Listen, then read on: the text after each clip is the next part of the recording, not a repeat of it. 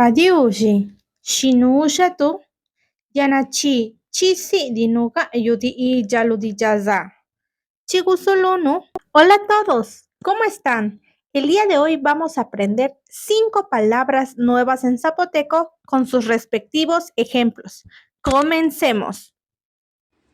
Tobi. Naroba. La palabra número 1 es naroba, que significa grande. Veamos un ejemplo. Naroba yodi. Naroba yodi. Esta casa es grande. Chupa. Número 2. Namuku. Namuku, que significa sucio. Namuku kagisuka. Esas ollas están sucias.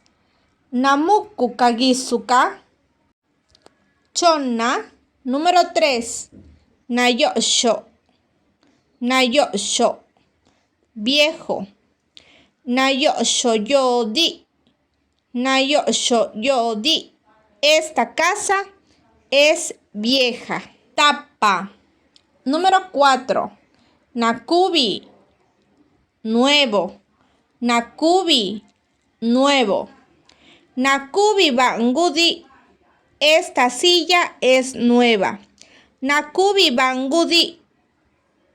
Gayu. Naya. Limpio. Naya. Naya kagisuka. Esas ollas están limpias.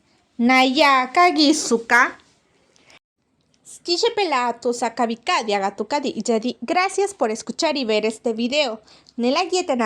Y recuerden, compartan por favor este video y suscríbanse a nuestras redes sociales, Facebook, Instagram y TikTok.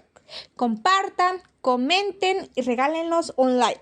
Tika Wiyeka, hasta pronto.